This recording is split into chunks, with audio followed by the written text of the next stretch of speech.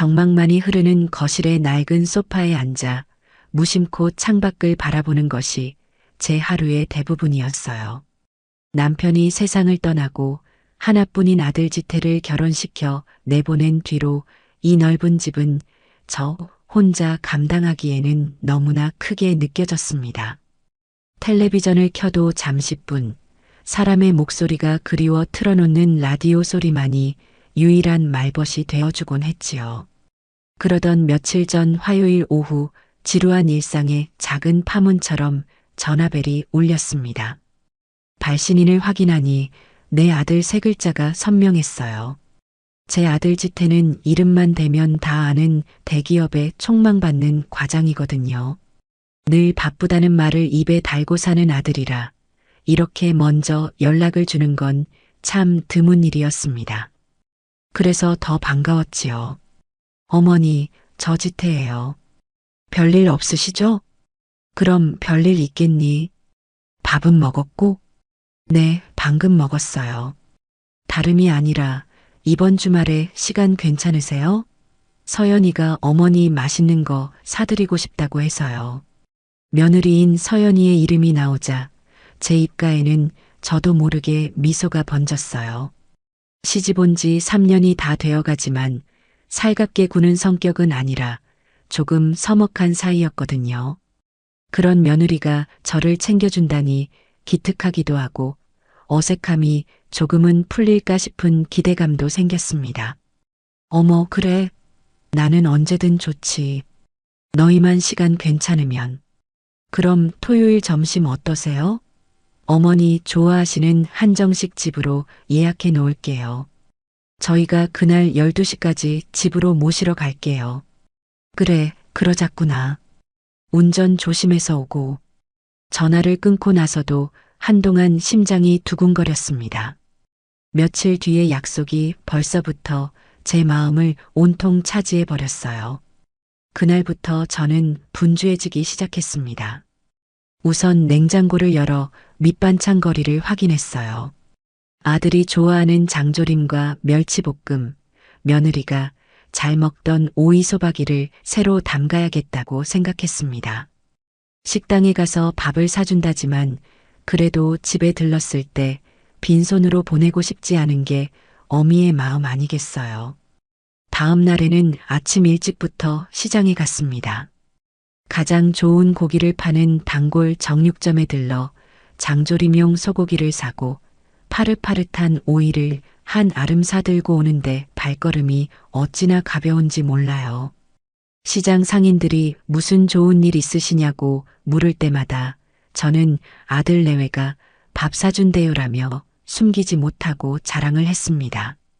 집에 돌아와서는 대청소를 시작했어요. 집 뒤편에 딸린 단칸방을 특히 신경 써서 쓸고 닦았습니다. 그 단칸방은 원래 손님이 오면 묵거나 남편이 서재처럼 쓰던 아늑한 공간이었는데 결혼 후에는 서연이와 지태의 온갖 짐들을 가져다 놓는 창고로 전락해버렸지요. 언젠가 한 번은 이 짐들 좀 가져가면 안 되겠니? 하고 물었더니 서연이가 웃으며 어머니, 집도 넓은데 그냥 두세요. 나중에 필요할 때 찾으러 올게요라고 말하더군요. 그 뒤로는 저도 더는 말을 꺼내지 못했습니다. 그 단칸방을 치우며 먼지를 털어내고 묵은 이불을 햇볕에 바짝 말리니 제 마음까지 뽀송뽀송해지는 기분이었습니다. 약속 하루 전인 금요일에는 외출 준비를 했어요. 장롱을 열어보니 마땅히 입고 나갈 옷이 없더군요. 유행이 한참 지난 옷들을 보며 한숨을 쉬다가 큰마음 먹고 동네 상가에 나가보기로 했습니다. 자식들 앞에 너무 초라하게 보이고 싶지는 않았거든요. 상가를 몇 바퀴나 돌았을까요? 마침 제 눈에 쏙 들어오는 연보라색 블라우스가 있었어요. 화사한 색깔이 마음에 들었지만 가격표를 보고는 잠시 망설였습니다. 제 한 달 용돈의 3분의 1이나 되는 금액이었으니까요. 하지만 그래, 아들 며느리가 좋은 데 데려가 준다는데 이 정도 투자는 괜찮겠지 하는 생각에 눈을 질끈 감고 카드를 내밀었습니다. 집에 돌아와 새로 산 옷을 입어보고 거울 앞에 서니 몇 년은 젊어 보이는 것 같아 괜히 웃음이 났습니다.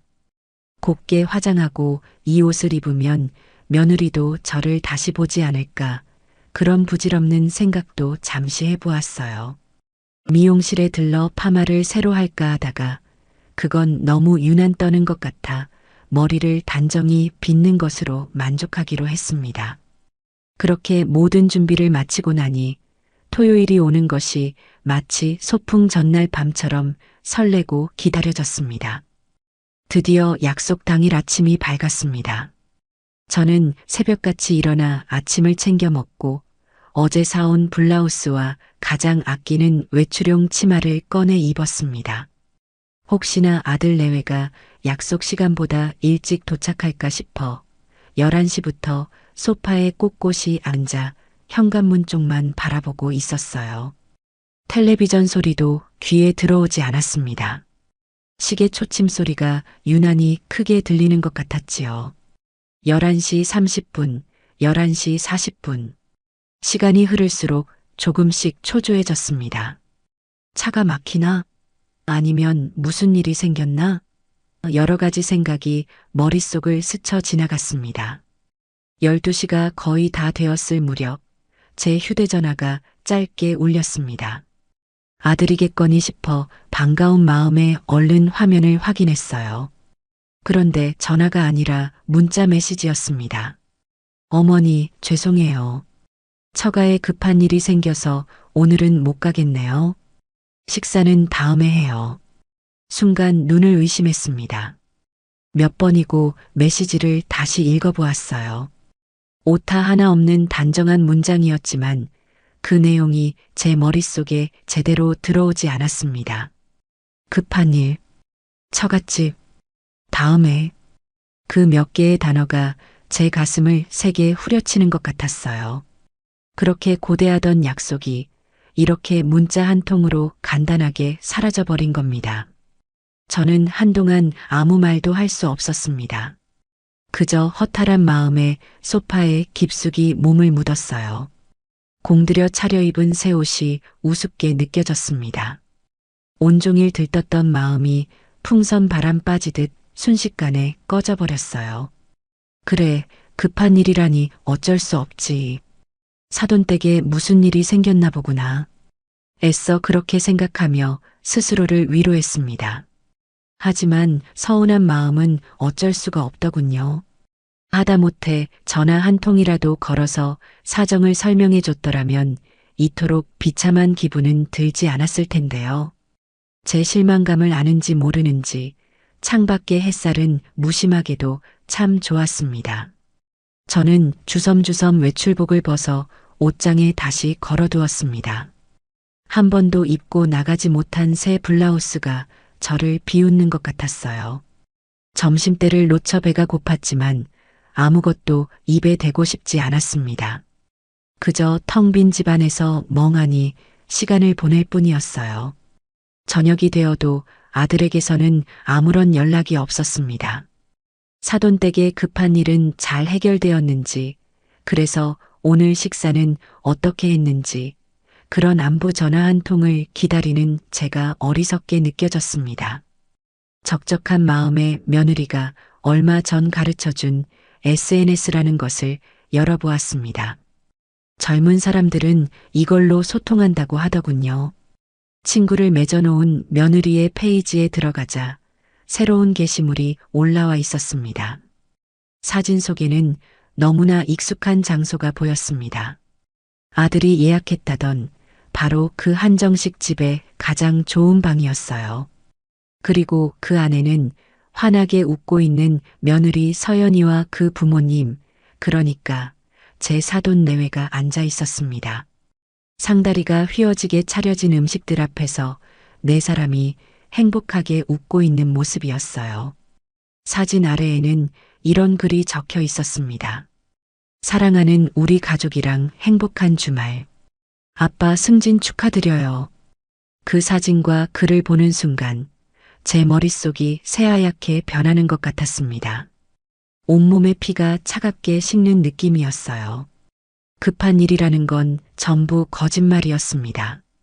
사돈의 승진을 축하하기 위해 원래 저와 식사하기로 했던 그 시간, 그 장소에 자신들의 가족끼리만 모여 있었던 겁니다. 저는 그들의 가족이 아니었던 걸까요? 그렇다면 왜 굳이 거짓말까지 해야 했을까요? 차라리 솔직하게 사돈의 승진 축하 자리가 있다고 말했다면 저는 진심으로 축하해주고 기쁘게 약속을 미뤄주었을 겁니다. 하지만 아들 내외는 저를 완벽하게 속였습니다. 늙은 시어머니와의 귀찮은 약속을 취소하기 위해 너무나 손쉬운 거짓말을 한 것이지요. 배신감에 손이 부들부들 떨렸습니다. 지난 며칠간 설레는 마음으로 약속을 준비했던 제 모습이 떠올라 눈물이 핑 돌았어요. 새 옷을 사며 기뻐하던 제 자신이 한심하고 처량하게 느껴졌습니다.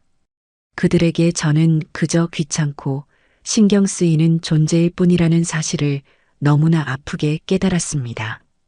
저는 조용히 휴대전화 화면을 껐습니다. 더 이상 눈물도 나지 않았어요. 대신 가슴 깊은 곳에서부터 차가운 분노 같은 것이 천천히 피어오르기 시작했습니다. 평생을 자식 하나만 바라보고 자식의 성공을 제 기쁨으로 여기며 살아왔습니다. 며느리에게는 어려운 시어머니가 되지 않으려 늘 조심하고 불편하게 하지 않으려 애썼어요. 그런데 저에게 돌아온 것은 이런 취급이었습니다. 그날 밤 저는 잠을 이룰 수 없었습니다. 어둠 속에서 눈을 뜬 채 가만히 생각에 잠겼어요. 이 집, 이 가구들, 제 인생 전부를 바쳐 이룬 이 모든 것들, 그리고 저 한 구석을 차지하고 있는 아들 내외의 짐들, 모든 것이 부질없게 느껴졌습니다. 더 이상 이렇게 무시당하며 살 수는 없어요. 더는 아들 내외의 눈치나 보며 제 남은 인생을 낭비하고 싶지 않았습니다. 70평생을 남을 위해 살아왔다면 이제부터는 오롯이 저 자신, 김연옥을 위한 삶을 살아야겠다고 다짐했습니다. 그 다짐은 제 인생의 두 번째 장을 여는 아주 단단하고 분명한 결심이었습니다. 지난밤 뜬 눈으로 천장의 무늬를 세며 굳혔던 결심은 아침 햇살이 창호지를 비집고 들어올 때까지도 한치의 흔들림이 없었습니다. 오히려 어둠 속에서보다 환한 빛 아래에서 제 생각은 더욱 명료해졌어요. 평생을 누군가의 아내로, 누군가의 어머니로 살아왔습니다.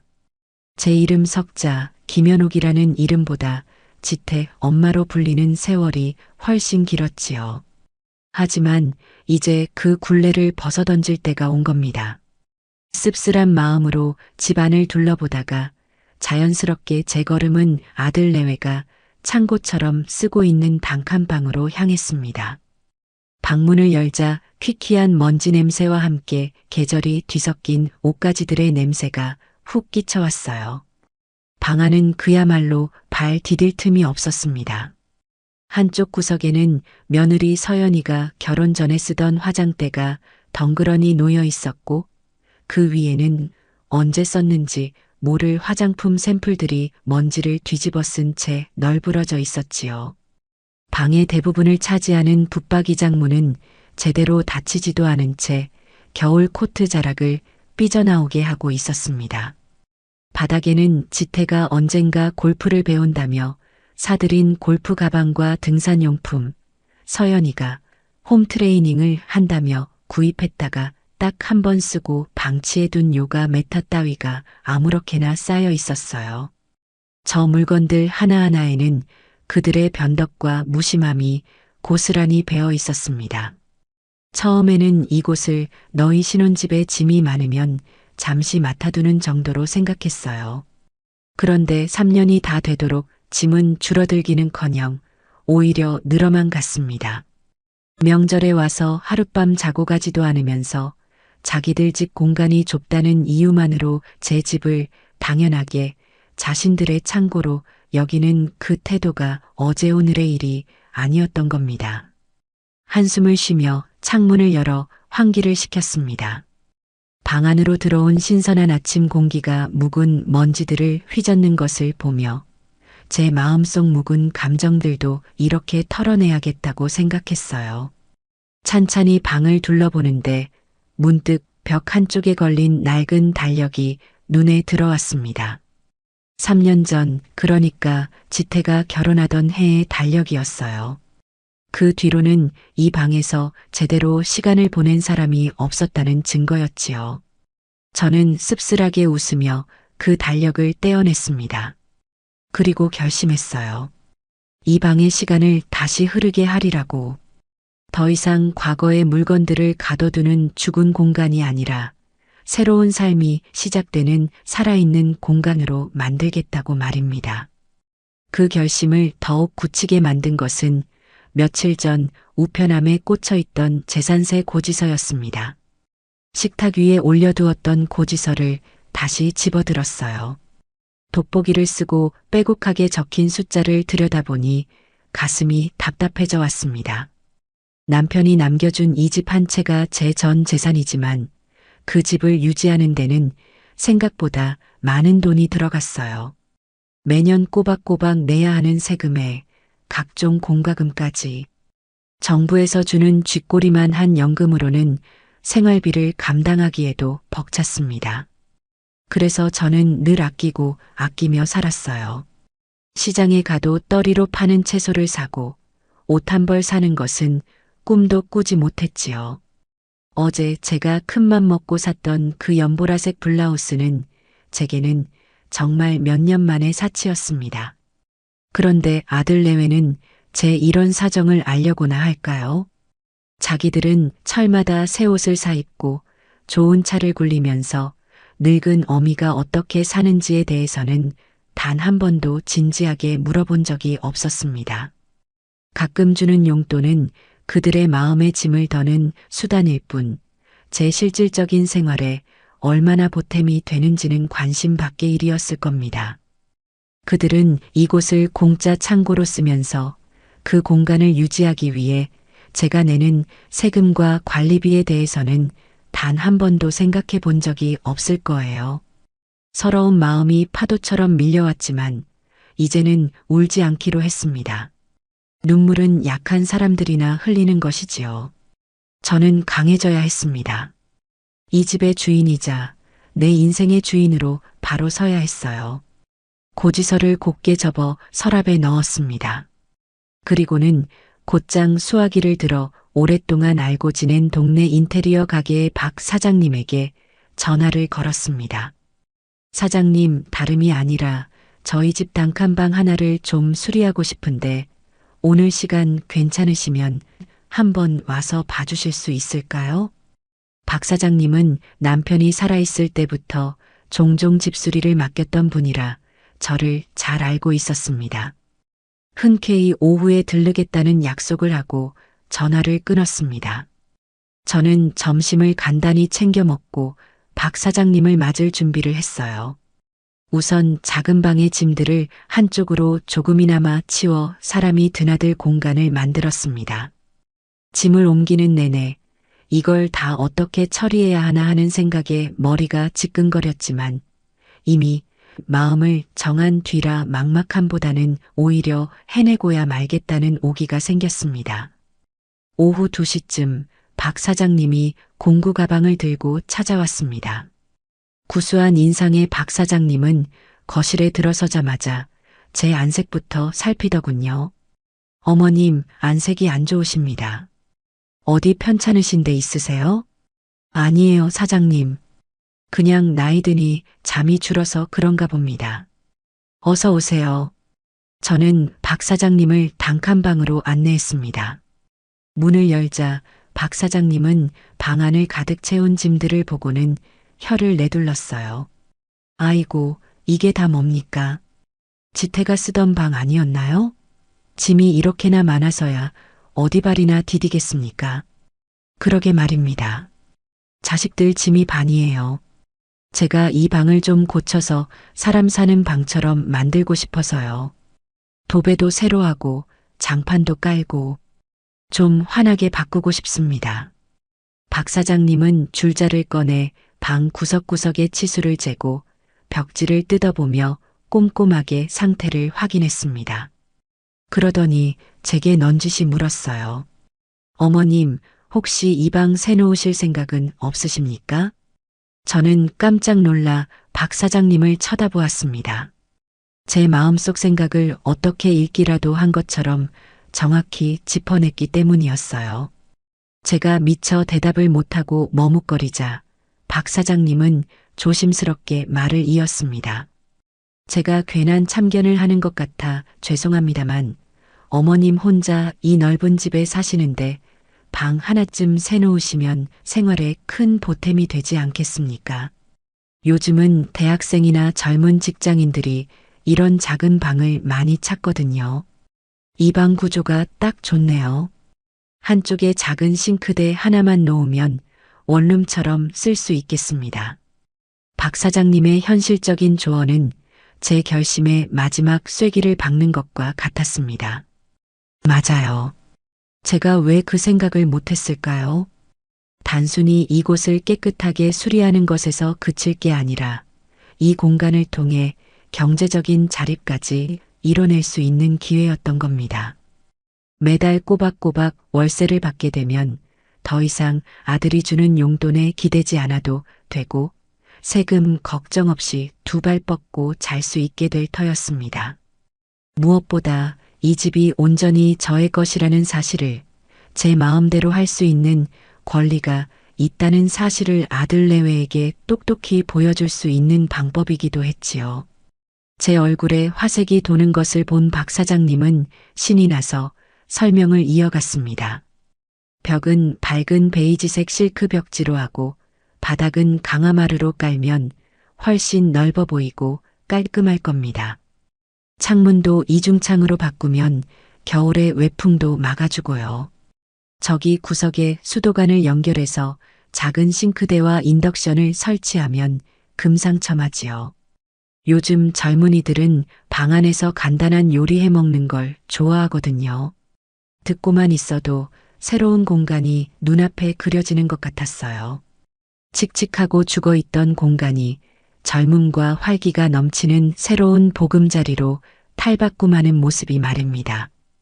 제 마음속에서 희망이라는 것이 싹 트는 기분이었습니다. 사장님, 그렇게 해주세요. 견적 좀 내주시겠어요? 이왕 하는 거 사장님이 추천해 주시는 대로 가장 좋은 걸로 하고 싶습니다. 제 단호한 말에 박 사장님은 잠시 놀란 듯 했지만 이내 고개를 끄덕이며 견적을 내기 시작했습니다. 수리 비용이 만만치 않았지만 저는 망설이지 않았어요. 남편이 남겨준 비상금 통장을 깨기로 마음먹었습니다. 그것은 미래를 위한 투자였으니까요. 더 이상 자식에게 기대어 사는 초라한 노인이 아니라 당당하게 내 힘으로 살아가는 김연옥이 되기 위한 첫걸음이었습니다. 박 사장님이 돌아가고 난 뒤 저는 다시 한번 단칸방에 들어섰습니다. 여전히 방 안은 잡동사니로 가득했지만 이제는 그것들이 단순한 짐으로 보이지 않았어요.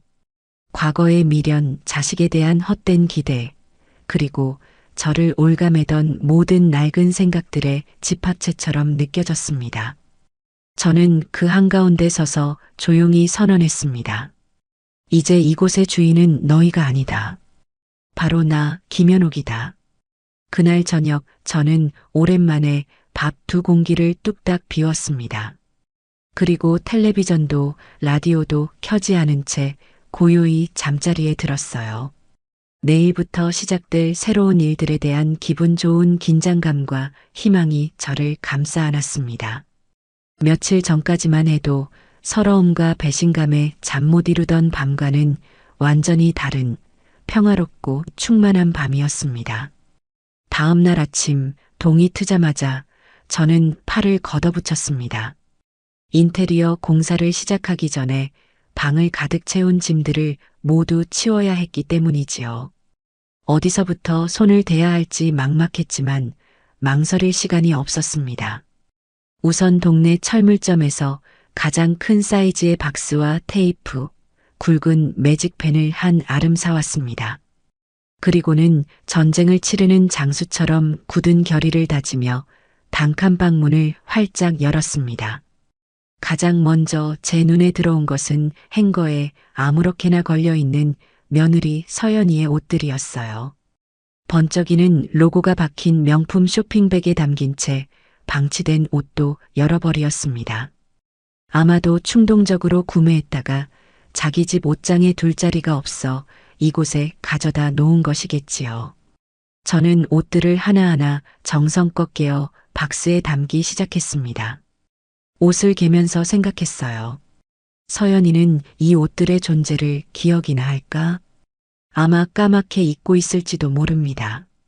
그들에게 이 방은 그저 눈에 보이지 않는 물건들을 잠시 던져두는 그런 편리한 공간일 뿐이었으니까요. 옷들을 정리하고 나니 붙박이장이 모습을 드러냈습니다. 문을 열자 와르르 쏟아져 나오는 이불과 잡동사니들에 잠시 숨이 멎는 것 같았어요. 장 안에는 지태가 학창시절에 받은 상장들, 대학교 졸업 앨범, 심지어 군대 시절에 썼던 편지들까지 고스란히 보관되어 있었습니다. 한때는 제 자랑이자 삶의 이유였던 아들의 흔적들을 마주하니 만감이 교차했습니다. 상장 하나를 받아올 때마다 온 동네를 돌며 자랑하던 제 젊은 날이 떠올랐어요. 그 아들이 이제는 늙은 어미에게 거짓말을 하고 제 마음을 이토록 아프게 한다는 사실이 새삼 서글퍼졌습니다. 저는 잠시 상자에 담겨있던 지태의 앨범을 펼쳐보았습니다. 까까머리 중학생 시절, 늠름한 대학생 시절, 그리고 턱시도를 입고 서연이와 나란히 서서 웃고 있는 결혼식 사진까지. 사진 속의 아들은 언제나 환하게 웃고 있었어요. 이 행복을 지켜주기 위해 저는 평생을 헌신했는데 그 결과가 고작 이런 것이었나 싶어 허탈한 마음이 들었습니다. 하지만 감상에 젖어 있을 시간은 없었어요. 저는 앨범을 조용히 덮어 박스에 넣었습니다. 과거는 과거일 뿐이지요. 저는 이제 미래를 향해 나아가야 했습니다. 짐을 정리하는 일은 생각보다 훨씬 고되고 시간이 많이 걸리는 작업이었습니다. 먼지를 마셔가며 허리를 굽혔다 폈다를 수백 번 반복하니 온몸이 땀으로 흠뻑 젖고 쑤셔오지 않는 곳이 없었어요. 하지만 이상하게도 마음은 점점 가벼워졌습니다. 박스 하나가 채워질 때마다 제 마음을 짓누르던 돌덩이 하나가 사라지는 기분이었습니다. 이것은 단순한 짐 정리가 아니었어요. 제 삶을 짓누르던 불필요한 감정들과 자식에 대한 헛된 기대를 정리하는 신성한 의식과도 같았습니다. 김지태 겨울 의류, 이서연 가방과 자파, 추억의 물건. 저는 박스마다 내용물이 무엇인지 꼼꼼하게 적었습니다. 나중에 딴소리를 하지 못하도록 그들의 물건을 소중히 다뤄 보관했다는 증거를 남겨두고 싶었거든요. 꼬박 이틀에 걸쳐 짐을 정리하고 나니 방 안에는 20개가 넘는 커다란 박스가 산더미처럼 쌓였습니다. 저는 이 박스들을 거실 한쪽 벽으로 옮겼습니다. 거실이 비좁아졌지만 어쩔 수 없었어요. 이 박스들은 이제 이 방의 주인이 아니라는 분명한 증표였습니다. 드디어 월요일 아침 박 사장님과 인부들이 도착했습니다. 낡은 벽지와 장판을 뜯어내고 쿵쾅거리는 소리와 함께 본격적인 공사가 시작되었어요. 소음과 먼지 때문에 머리가 아팠지만 저는 그 모든 과정이 즐겁기만 했습니다. 낡고 칙칙한 것들이 사라지고 그 자리에 새로운 희망이 채워지는 과정이었으니까요. 박 사장님은 약속대로 일 처리를 아주 꼼꼼하게 해주었습니다. 벽에 단열재를 보강하고 낡은 전선을 교체하는 기초 공사부터 소홀히 하는 법이 없었어요. 저는 매일 인부들을 위해 시원한 물과 간식을 챙겨주며 공사 과정을 지켜보았습니다. 어머님, 벽지 색깔은 이걸로 하시는 게 어떻겠습니까? 너무 하얗지도 않고 따뜻한 느낌을 줘서 방이 아늑해 보일 겁니다.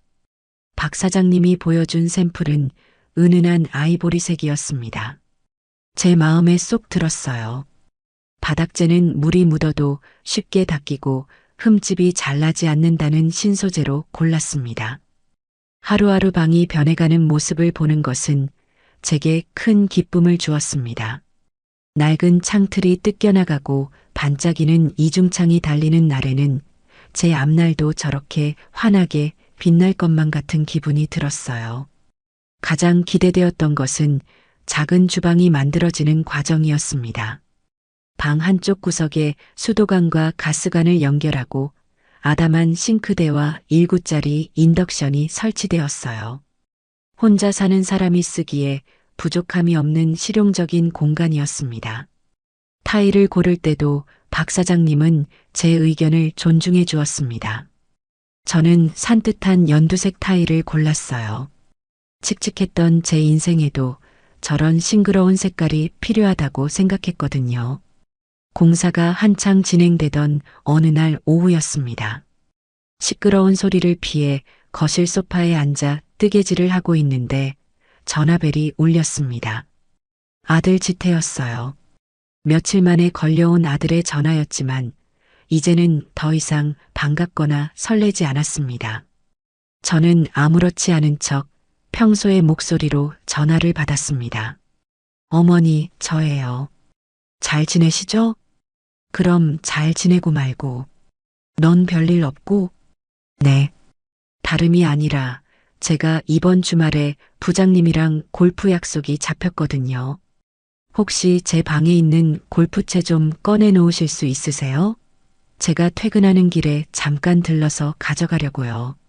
아들은 너무나 당연하다는 듯이 제 방이라는 말을 썼습니다.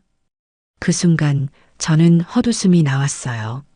자기 물건이 필요할 때만 연락하는 아들의 목소리에는 지난 주말의 약속을 저버린 것에 대한 미안함이나 죄책감이라고는 조금도 느껴지지 않았습니다.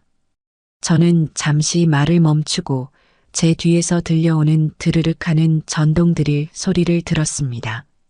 그리고는 아주 차분하고 담담한 목소리로 대답했어요. 아, 그거. 내가 상자에 잘 담아놨다. 지금 그 방 수리 중이거든.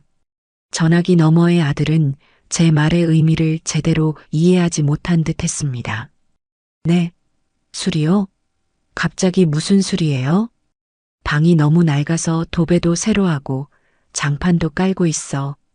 사람이 살 수 있게끔 고치는 중이다. 저는 사람이 살 수 있게끔이라는 말에 힘을 주어 말했습니다. 하지만 아들은 그 깊은 뜻을 전혀 알아채지 못했어요. 아, 그러세요? 그럼 골프채는 어디다 두셨어요? 찾기 쉽게 꺼내 놓으셨죠? 아들의 관심은 오로지 자신의 골프채에만 있었습니다. 제 안이나 방을 수리하는 이유에 대해서는 일절 묻지 않았어요. 그 순간 남은 미련마저 깨끗하게 사라지는 것을 느꼈습니다. 거실에 박스 쌓아둔 거 보일 거다. 김지태 운동용품이라고 써놨으니 와서 직접 찾아가거라. 먼지 많으니 마스크 쓰고 오고.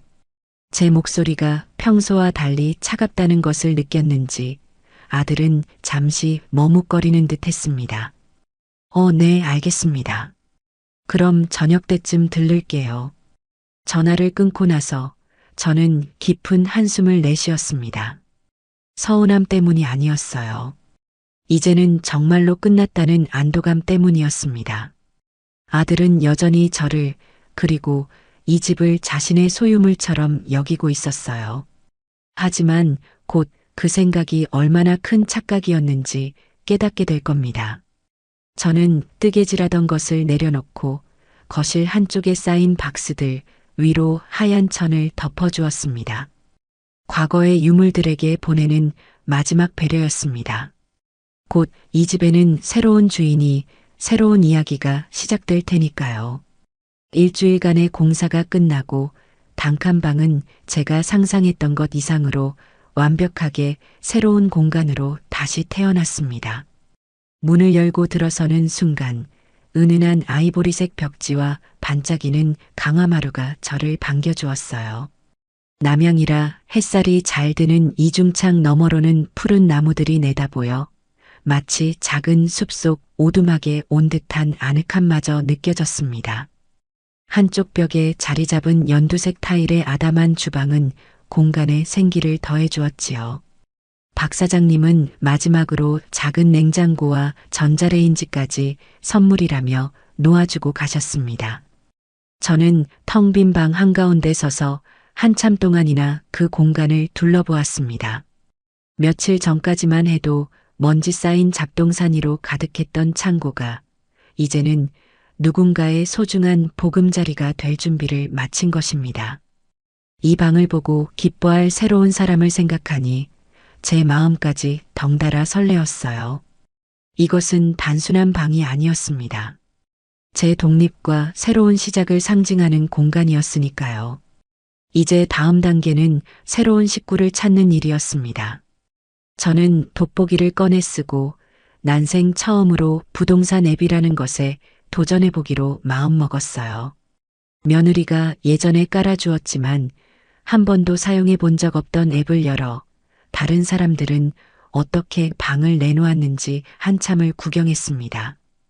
그러고는 제 방의 장점을 하나하나 생각하며 정성껏 속에 글을 쓰기 시작했어요. 햇살이 잘 드는 따뜻하고 조용한 방입니다. 혼자 지내기에 딱 좋은 크기이며 간단한 취사가 가능한 주방 시설도 갖추어져 있습니다.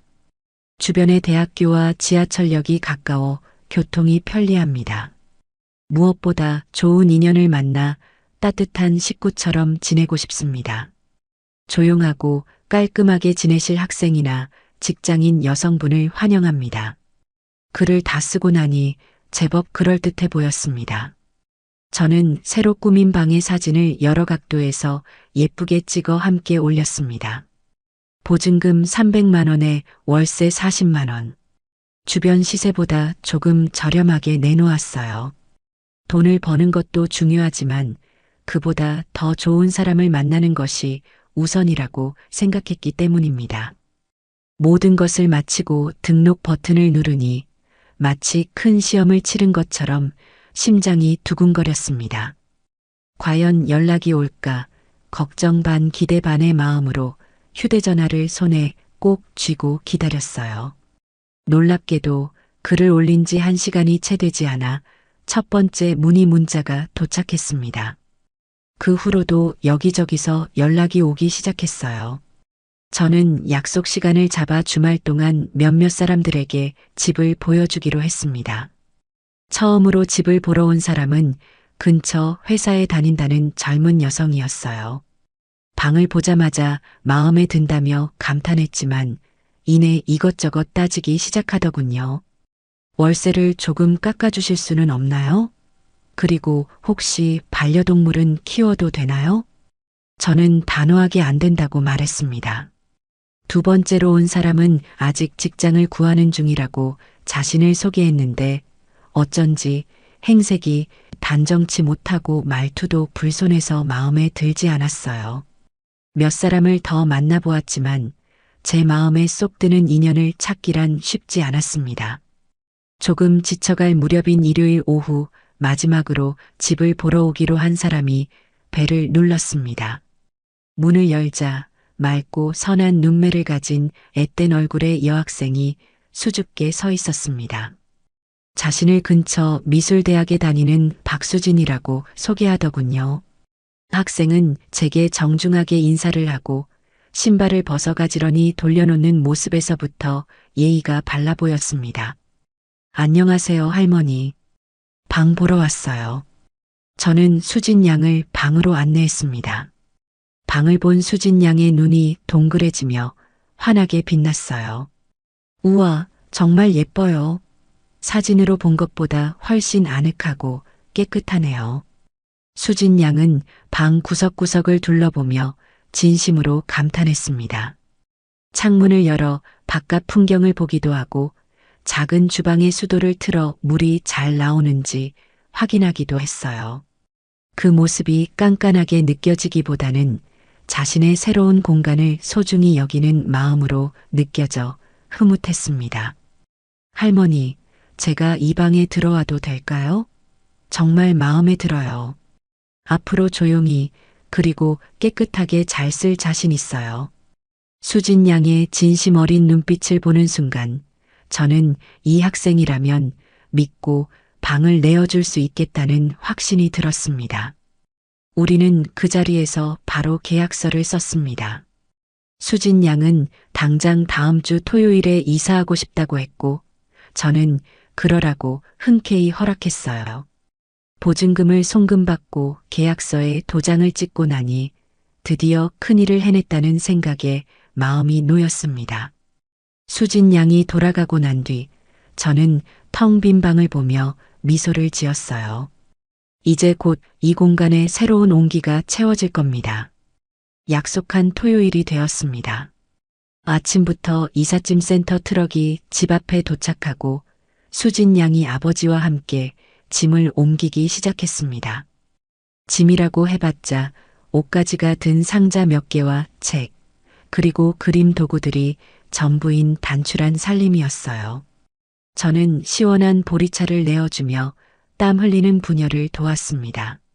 수진 양의 아버지는 연신 제게 고개를 숙이며 자기 딸을 잘 부탁한다고 패 끼치는 일 없도록 단단히 가르쳤다고 말했습니다. 저는 손을 내저으며 걱정 마시라고 제가 딸처럼 잘 챙겨주겠다고 안심시켜드렸지요. 한창 짐을 정리하고 있을 때였습니다. 아무런 예고도 없이 현관문 비밀번호를 누르는 소리가 들리더니 아들 내외가 들이닥쳤습니다. 아마도 주말을 맞아 근처에 왔다가 자기들 짐을 쌓아두었던 그 단칸방에서 물건을 찾으러 온 모양이었어요. 어머니, 저 왔어요. 서연이가 지난번에 두고 간 가방 좀. 거실에 놓인 낯선 이삿짐 상자들을 발견한 아들 지태의 말이 끊겼습니다. 그리고 그 뒤를 따라 들어오던 며느리 서연이의 표정은 순식간에 차갑게 굳어버렸어요. 그들의 시선은 곧장 활짝 열려있는 단칸방으로 향했습니다. 완전히 바뀐 방의 모습과 그 안에서 짐을 풀고 있는 낯선 여자, 수진 양의 모습에 두 사람은 할 말을 잃은 듯 그 자리에 못 박혀 서 있었습니다. 가장 먼저 침묵을 깬 것은 며느리 서연이었습니다. 저를 향해 날카롭게 소리치더군요. 어머니, 이게 다 뭐예요? 저 여자는 누구고 이 방은 또 왜 이래요? 저희 방을 왜 마음대로 바꾸신 거예요? 며느리의 고성에 놀란 수진 양과 그 아버지가 어리둥절한 표정으로 방에서 나왔습니다. 저는 애써 태연한 표정을 지으며 이삿짐을 나르느라 고생하는 수진 양의 아버지를 먼저 챙겼습니다. 아이고, 사장님. 놀라셨죠? 제 아들하고 며느리입니다. 인사하세요. 그리고는 아들 내외를 향해 차분하지만 단호한 목소리로 말했습니다. 너희에게는 미리 말할 필요성을 못 느꼈다. 그리고 여긴 너희 방이 아니라 오늘부터 수진 양이 살게 될 방이다. 이 집의 새로운 세입자시니 너희도 예의를 갖추어라. 제 말에 며느리는 기가 막힌다는 듯 헛웃음을 쳤습니다. 세입자요? 어머니, 지금 제정신이세요? 저희 짐은 다 어디다 치우시고 저희랑 상의 한마디 없이 어떻게 사람을 들릴 수가 있으세요? 이 방 엄연히 저희가 쓰던 공간이잖아요. 너희가 쓰던 공간이라는 말에 저는 더 이상 참을 수가 없었습니다. 쓰던 공간? 너희는 이 방을 쓴 게 아니라 너희 집 창고가 좁다는 이유로 잡동사니를 처박아 둔 것뿐이다. 지난 3년간 이 방에서 단 하룻밤이라도 잔 적 있니? 아니면 이 방을 유지하기 위해 관리비 한 푼이라도 보탠 적 있어? 이 집은 내 집이고 이 방도 내 방이다. 내 것을 내가 내 마음대로 하겠다는데 너희에게 허락받을 이유는 조금도 없다. 제 단호한 태도에 아들 지태가 당황하며 나섰습니다. 어머니, 그래도 이건 너무 심하시잖아요. 저희 짐은요? 그건 다 어쩌고요? 니들 짐? 저기 거실에 박스 보이지? 먼지 하나 안 묻게 내가 이틀 밤낮으로 포장해서 고이 모셔뒀다. 필요하면 지금 당장 가져가거라. 앞으로는 너희 물건은 너희 집에 두는 게 좋겠구나. 제 말에 두 사람은 할 말을 잃은 듯 했습니다. 서연이는 분이 안 풀리는지 얼굴이 새빨개져서 씩씩거렸고 지태는 어쩔 줄 몰라 하며 제 눈치와 아내의 눈치를 번갈아 살필 뿐이었어요. 그 순간 저는 깨달았습니다. 제 인생에서 가장 잘한 결정 중 하나가 바로 이 방을 새놓은 일이라는 것을요. 저는 더 이상 그들의 안색을 살피는 약한 존재가 아니었습니다. 저는 제 삶의 온전한 주인이었습니다. 저는 수진 양과 그 아버지를 향해 온화하게 웃으며 말했습니다. 신경 쓰지 마세요. 어서 짐 정리 마저 하세요. 저녁은 제가 맛있는 걸로 대접하겠습니다. 제 말은 아들 내외에게는 들리지 않는다는 듯 오직 새로운 식구를 향한 따뜻한 환영의 인사였습니다. 그렇게 제 인생의 조용하지만 가장 강력한 반란은 성공적으로 시작되었습니다. 제가 내린 결정의 파장은 생각보다 거셌습니다. 아들 내외는 그날 자신들의 물건이 담긴 박스 하나 가져가지 않은 채 마치 폭풍처럼 집을 빠져나갔습니다. 현관문이 세차게 닫히는 소리는 그들이 제게 던지는 선전포고와도 같았지요. 어안이 벙벙한 표정으로 서 있던 수진 양과 그 아버지를 진정시키고 저녁 식사를 대접해 보낸 뒤에야 저는 비로소 혼자가 되었습니다. 거실 한쪽에 산처럼 쌓인 박스들이 낮에 벌어졌던 소동이 꿈이 아니었음을 증명하고 있었어요. 저는 잠시 그 앞에 서서 생각에 잠겼습니다. 후회는 없었어요. 오히려 늦게나마 제자리를 찾은 듯한 안도감과 앞으로 어떤 일이 닥쳐도 흔들리지 않으리라는 굳은 결의만이 제 마음을 채웠습니다. 아니나 다를까 그날 밤늦게 며느리 서연이에게서 전화가 걸려왔습니다. 낮에 흥분이 채 가라앉지 않은 목소리였어요. 어머니, 저 서연이에요. 잠깐 통화 좀 하실 수 있으세요? 평소와는 다른 가시가 잔뜩 돋친 말투였습니다. 저는 조용히 소파에 앉아 수화기를 귀에 댔습니다. 그래, 무슨 할 말이라도 남았니? 네, 남았어요. 아무리 생각해도 어머니 행동을 이해할 수가 없어서요. 어떻게 저희랑 상의 한마디 없이 그런 일을 벌이실 수가 있어요? 저희가 남이에요? 하나뿐인 아들이고 며느리잖아요. 서연이는 가족이라는 단어를 방패처럼 내세우며 저를 비난하기 시작했습니다. 하지만 그들이 먼저 그 방패를 내던지지 않았던가요? 저는 차분하게 대답했습니다. 가족이니까 그랬다. 남이었으면 진작에 짐 빼라고 내용 증명이라도 보냈겠지. 3년이다. 너희가 그 방을 창고로 쓴지. 그 시간 동안 너희는 단 한 번이라도 내게 고맙다거나 미안하다는 말을 한 적이 있었니? 그게 지금 중요해요? 저희가 언제 방세 낸다고 했어요? 어머니도 저희 집 맡아주시면서 별말 없으셨잖아요. 이제 와서 갑자기 돈 몇 푼 때문에 이러시는 거 너무 야박하다고 생각하지 않으세요? 돈 몇 푼. 그 말이 제 가슴을 쳤습니다. 이 모든 일이 돈 때문에 벌어진 일이라고 생각하는 며느리의 얄팍한 생각이 저를 허탈하게 만들었어요. 돈 문제가 아니라고 했을 텐데. 이건 존중의 문제다. 너희는 나를 그리고 내 공간을 존중하지 않았어. 그러니 나도 더는 너희를 존중하며 기다려줄 필요가 없다고 판단한 것뿐이다. 존중이요? 그래서 생판 남인 기집애는 들여도 아들 내외 짐은 그렇게 내쫓으셔야 했어요? 어머니, 그러다 벌 받아요. 늙어서 돈 욕심 부리면 자식들 다 등 돌리는 거 한순간이에요. 며느리는 마지막 말에 온갖 악의를 담아 쏘아붙였습니다. 하지만 저는 더 이상 그 말에 상처받지 않았어요. 이미 제 마음은 단단하게 굳어 있었으니까요. 벌은 누가 받을지 두고 보면 알겠지. 그리고 한 가지만 정정하마. 나는 돈 욕심을 부린 게 아니라 내 권리를 찾은 거다. 더 할 말 없으면 끊겠다.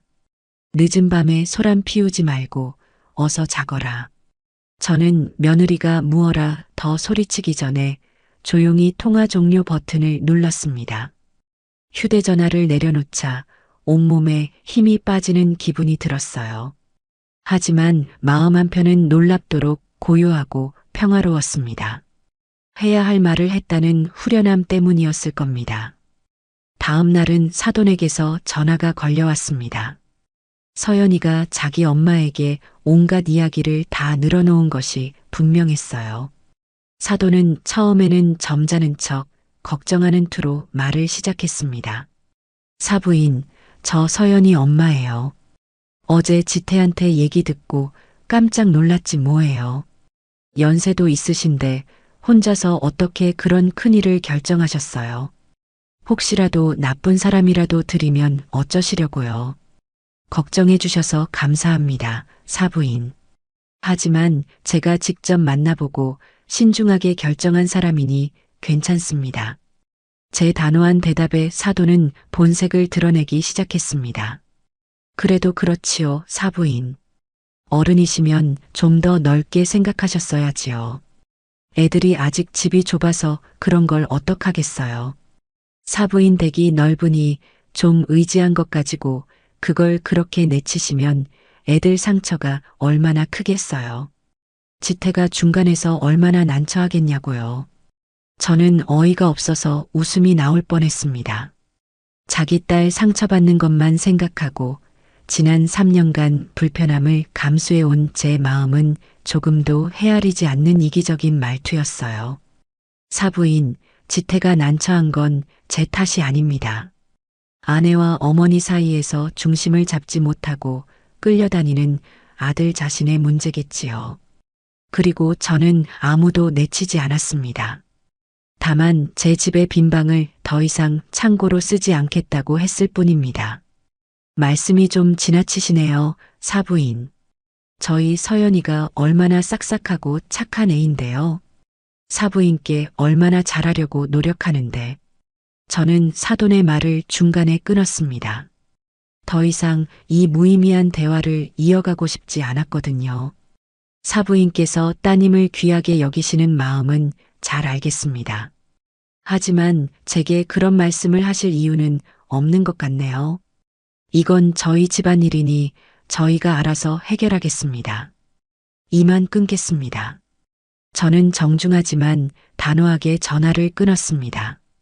연이어 터지는 문제들에 잠시 피곤함이 몰려왔지만 동시에 이상한 해방감도 느꼈어요. 그동안은 사돈이라는 관계 때문에 아들 내외의 체면 때문에 하고 싶은 말이 있어도 꾹꾹 눌러 참아왔습니다. 하지만 이제는 그럴 필요가 없었어요. 저는 그저 김연옥으로서 제 생각을 당당하게 말하면 되는 것이었습니다. 그 주 주말, 이번에는 아들 지태가 혼자 저를 찾아왔습니다. 며느리와 사돈을 동원한 압박이 통하지 않자 마지막 수단으로 아들을 보낸 것이겠지요. 지태는 잔뜩 풀이 죽은 얼굴로 거실 소파에 앉았습니다. 그리고는 쭈뼛거리며 봉투 하나를 제게 내밀었어요. 어머니, 이거요. 봉투 안에는 현금 50만 원이 들어 있었습니다. 이게 뭐냐? 앞으로는 매달 용돈 이만큼씩 드릴게요. 그러니까 그 학생 내보내시면 안 될까요? 위약금은 저희가 물어줄게요. 어머니, 저희도 이제 자리 잡으려면 돈 모아야 하는데 월세 받자고 이러시는 건 좀 아니잖아요. 순간 제 안에서 무언가 툭 하고 끊어지는 소리가 났습니다. 아들은 아직도 제가 돈 때문에 이러는 것이라고 굳게 믿고 있었어요. 제가 그토록 존중에 대해 이야기했는데도 아들은 제 말을 조금도 이해하지 못했던 겁니다. 그들에게 세상 모든 문제는 돈으로 해결 가능한 것이었을까요? 저는 봉투를 아들 앞으로 조용히 밀어놓았습니다. 도로 가져가거라. 어머니, 왜 이러세요? 저희 성의를 너무 무시하시는 거 아니에요? 성의? 이게 성의로 보이니? 내 눈에는 늙은 어미의 입을 돈으로 틀어막으려는 아주 오만한 행동으로밖에 보이지 않는구나. 내가 원하는 게 뭔지 아직도 모르겠니? 내가 너에게 바란 건 이런 돈 봉투가 아니었다. 지난 주말 너희가 나에게 했던 거짓말에 대한 진심 어린 사과. 그거 하나면 충분했어. 하지만 너희는 사과는커녕 어떻게든 너희의 편의만 되찾으려고 나를 돈만 밝히는 늙은이로 몰아가고 있구나. 제 차가운 말에 지태는 고개를 푹 숙였습니다. 죄송해요. 그 죄송하다는 말이 왜 이제야 나오니?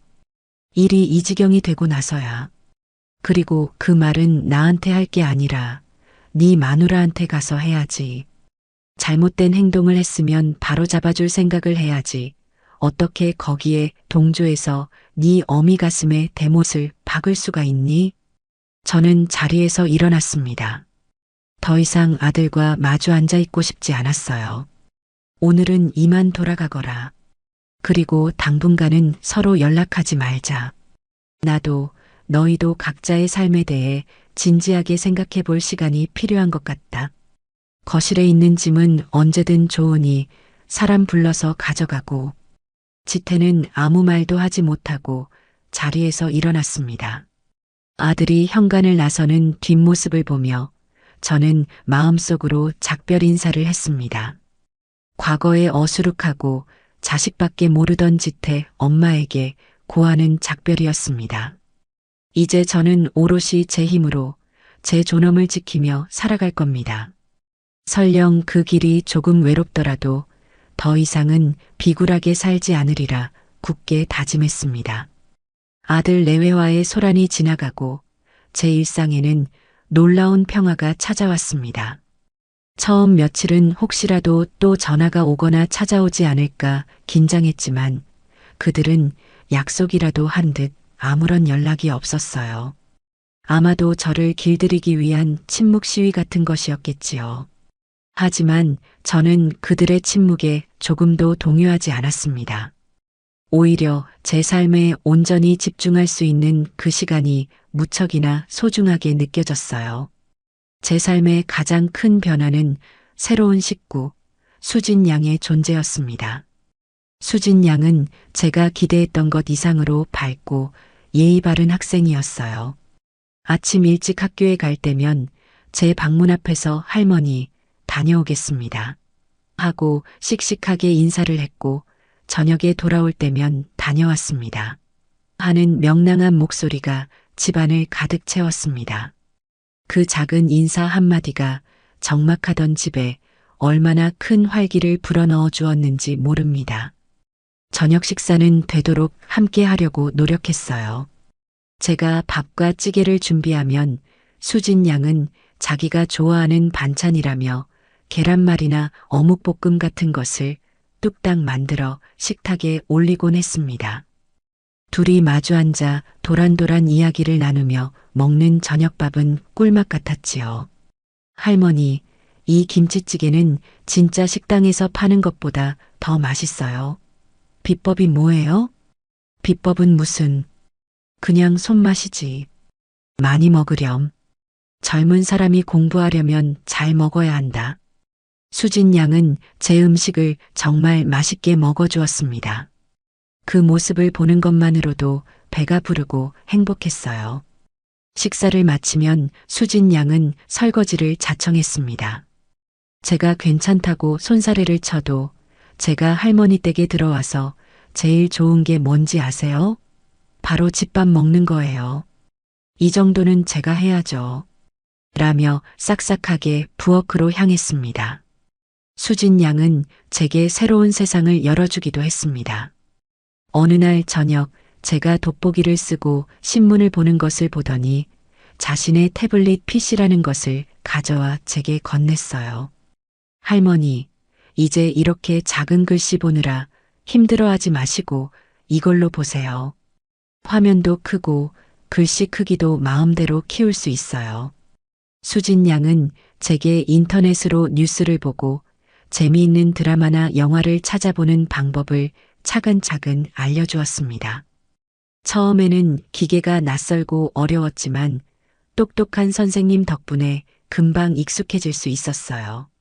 저는 난생 처음으로 제가 보고 싶을 때 언제든 지난 드라마를 다시 볼 수 있다는 사실에 신기해하며 밤늦도록 태블릿 PC를 들여다보기도 했습니다.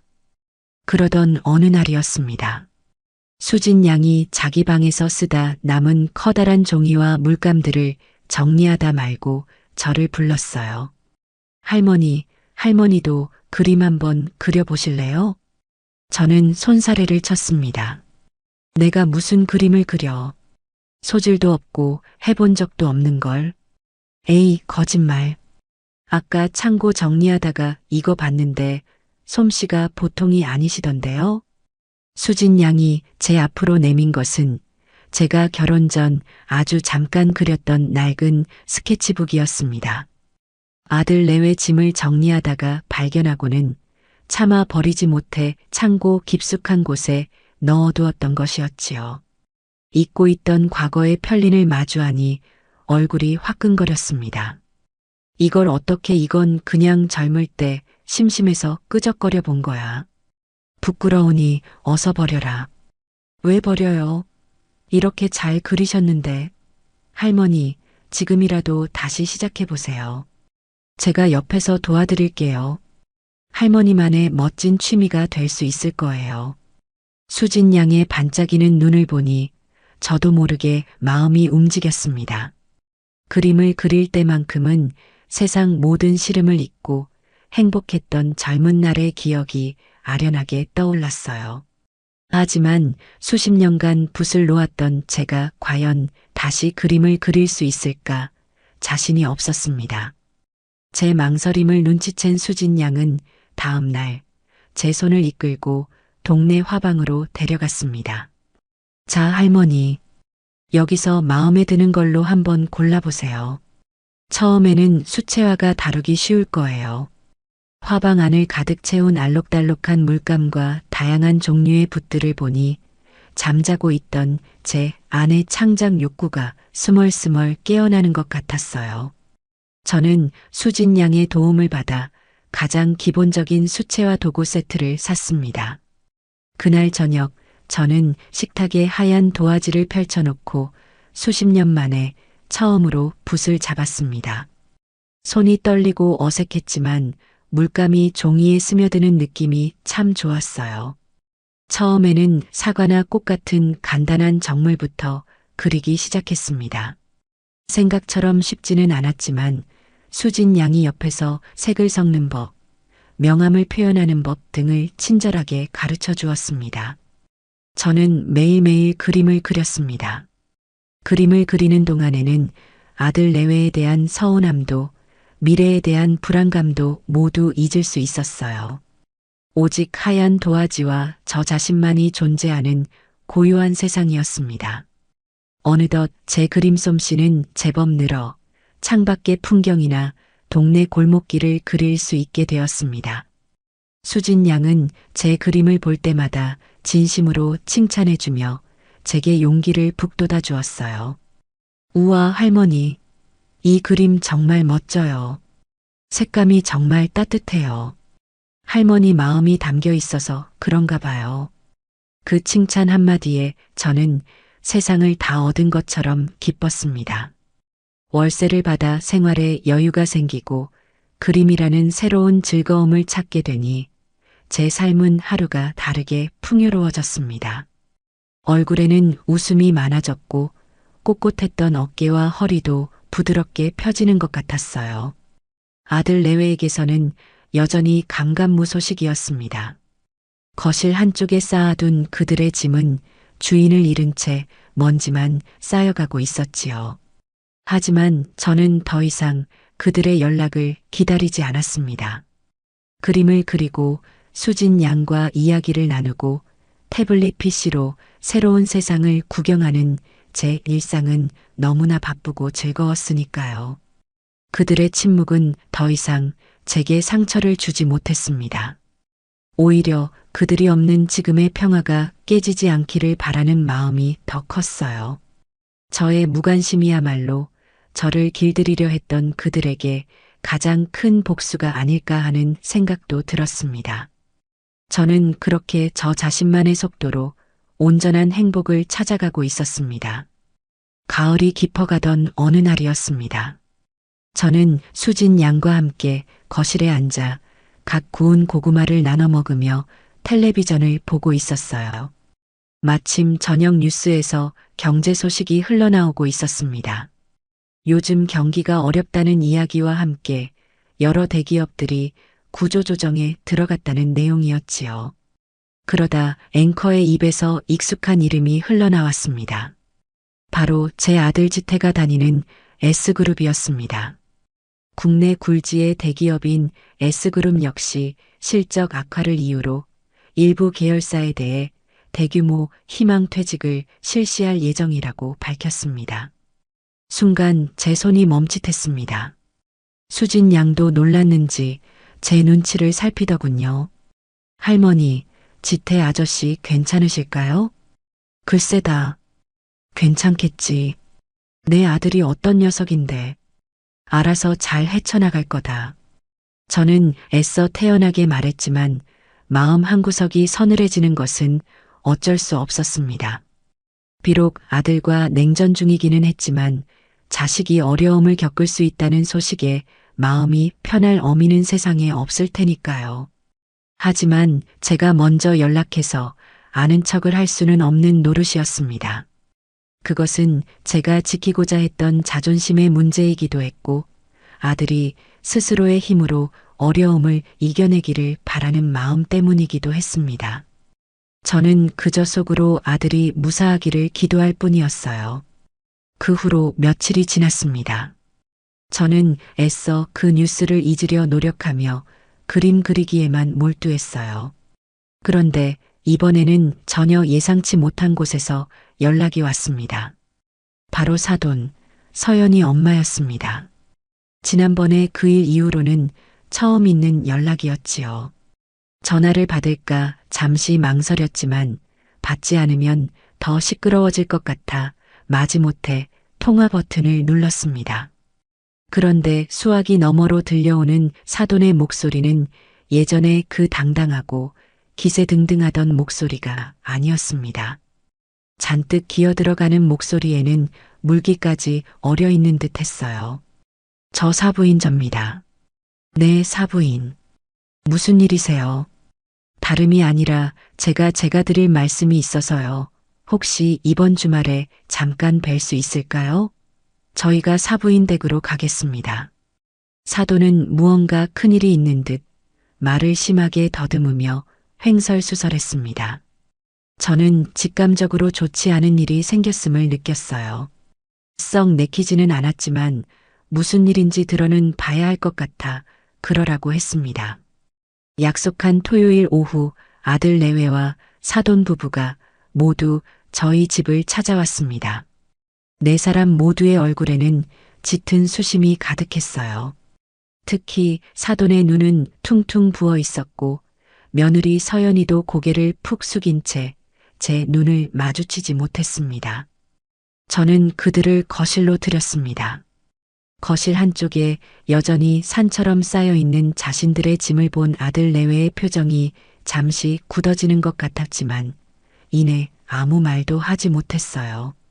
무거운 침묵이 한참이나 흘렀습니다. 제가 먼저 입을 열지 않자 보다 못한 사돈이 어렵게 말문을 열었습니다. 사부인 면목이 없습니다. 저희가 집을 잃게 생겼습니다. 알고 보니 사돈 내외가 살던 전셋집이 소위 말하는 깡통 전세였던 겁니다. 집주인이 은행 빚을 갚지 못해 집이 경매로 넘어가게 되었고 사돈은 전세 보증금을 한 푼도 돌려받지 못할 위기에 처한 것이었어요. 하루아침에 평생 모은 재산을 날리고 길거리에 나앉게 될 신세가 된 것이었습니다. 그래서 저희가 갈 곳이 마땅치가 않아서 사부인께 염치 없는 부탁을 좀 드리려고 합니다. 사돈의 말이 끝나자 이번에는 아들 지태가 나섰습니다. 지태의 얼굴도 며칠 사이에 반쪽이 되어 있었습니다. 아마도 회사 문제와 처가의 문제가 겹쳐 마음고생이 심했던 모양입니다. 어머니, 장인어른이랑 장모님이 당장 지내실 곳이 없습니다. 집을 새로 구할 때까지만이라도 잠시만 어머니 댁에 머무시면 안 될까요? 그 말을 듣는 순간 저는 제 귀를 의심했습니다. 지금 이 사람들이 제게 무슨 말을 하고 있는 건가 싶었어요. 불과 몇 달 전 자신들의 짐을 놓을 공간이 사라졌다고 저를 돈만 밝히는 무정한 늙은이 취급하며 온갖 비난을 퍼부었던 바로 그 사람들이었습니다. 그랬던 그들이 이제 와서 자신들의 부모를 제 집에 받아달라고 부탁하고 있는 겁니다. 저는 아무 말도 하지 않고 그저 네 사람의 얼굴을 차례로 훑어보았습니다. 며느리 서연이는 이제는 거의 울기 직전의 표정으로 저를 올려다보고 있었어요. 그 오만하고 당당하던 모습은 온데간데 없었습니다. 어머니, 제발 부탁드릴게요. 저희 부모님 길바닥에 나앉게 할 수는 없잖아요. 저희가 집을 구하는 대로, 아니, 한두 달만이라도 제발요. 서연이는 결국 울음을 터뜨리며 제게 애원하기 시작했습니다. 상황이 이렇게 역전될 수도 있는 건가 싶어 기가 막혔습니다. 예전 같았으면 딱한 사정에 마음이 약해져 덥석 그러라고 했을지도 모릅니다. 하지만 저는 더 이상 과거의 김연옥이 아니었어요. 저는 이 상황을 냉정하게 바라보았습니다.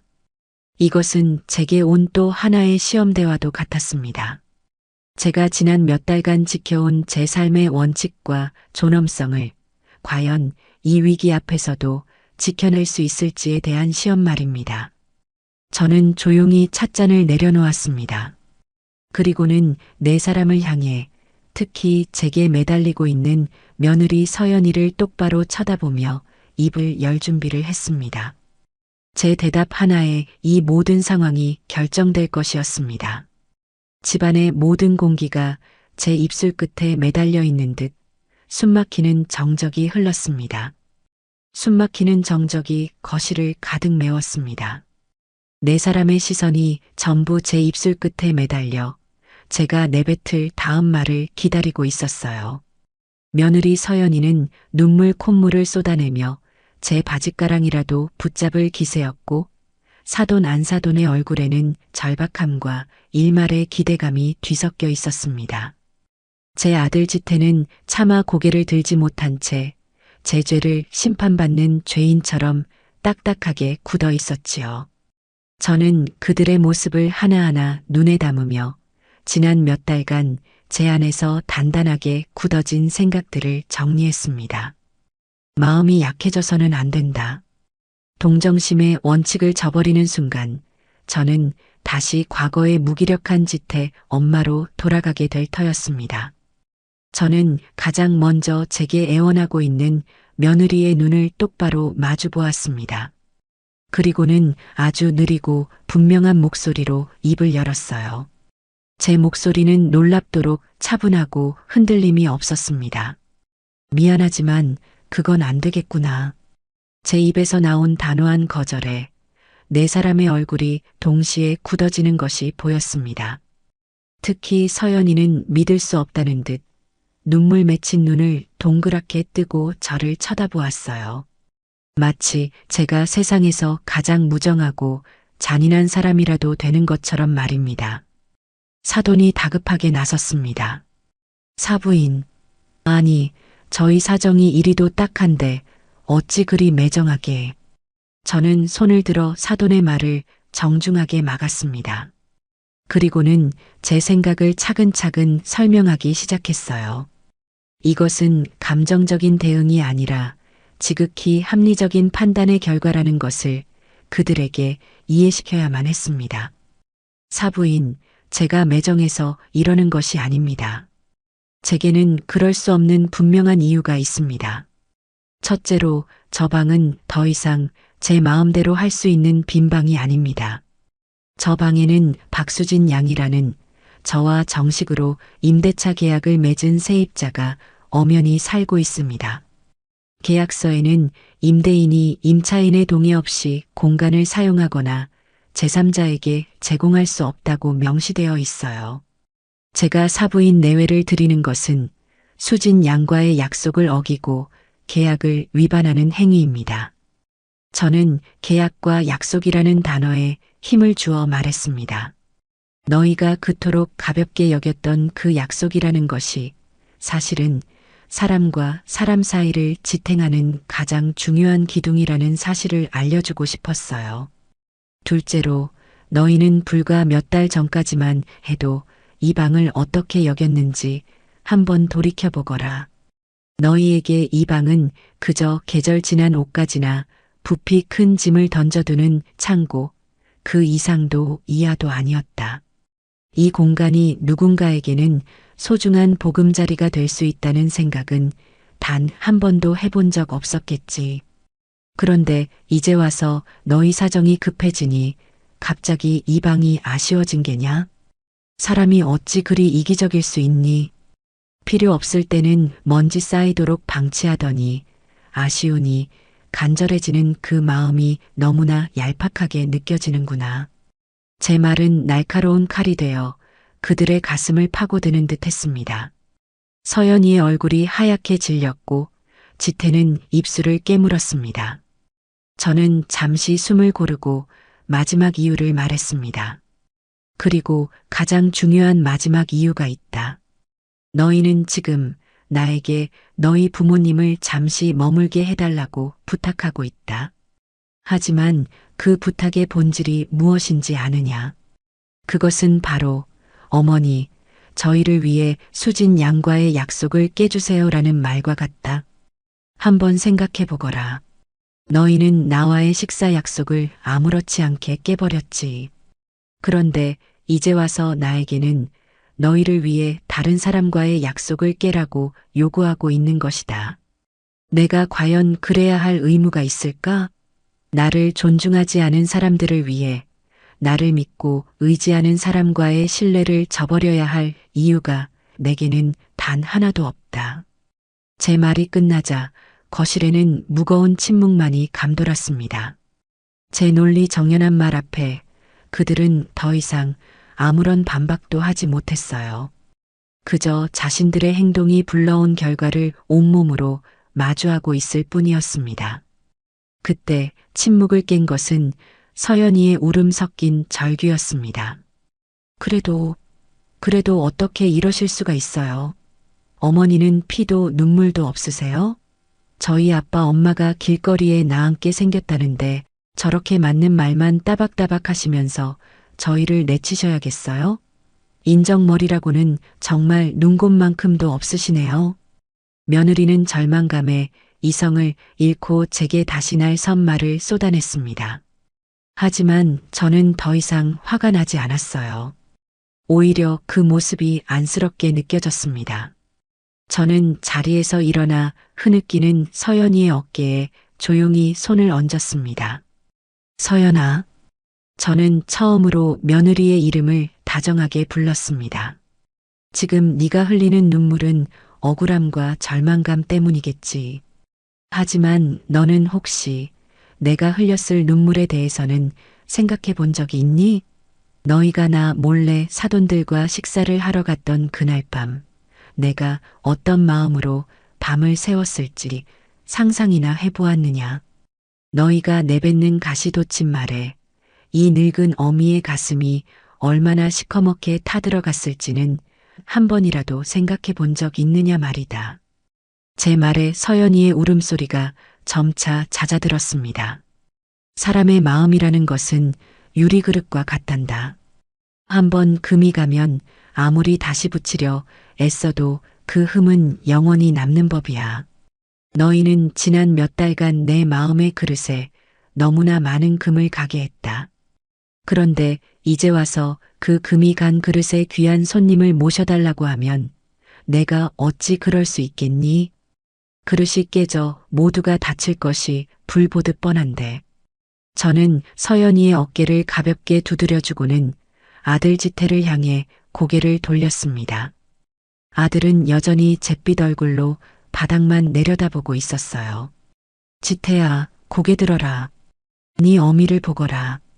아들이 마지못해 고개를 들었습니다. 아들의 눈은 텅 비어 있었어요. 너는 한 집안의 가장이다. 언제까지고 네 어미 치맛자락에 매달려 문제를 해결하려고 해서는 안 된다. 이 문제는 너와 네 아내가 그리고 사돈 어른들과 함께 머리를 맞대고 풀어야 할 너희의 숙제다. 처가가 어려움에 처했다면 사위인 너가 발벗고 나서서 도울 방법을 찾아야지. 가장 손쉬운 방법으로 늙은 어미에게 모든 짐을 떠넘기려는 생각부터 하는 것은 가장으로서 아주 무책임한 행동이다. 저는 아들의 눈을 피하지 않고 똑바로 말했습니다. 너희 부부가 살고 있는 집의 보증금을 빼서 사돈댁에 보태드리든 아니면 은행에 가서 대출을 알아보든 방법은 찾아보면 있을 것이다. 어렵고 힘들겠지. 하지만 그게 바로 어른이 되어가는 과정이고 가족의 의미를 배우는 과정이다. 언제까지고 부모 그늘 아래서 편하게만 살 수는 없는 일 아니겠니?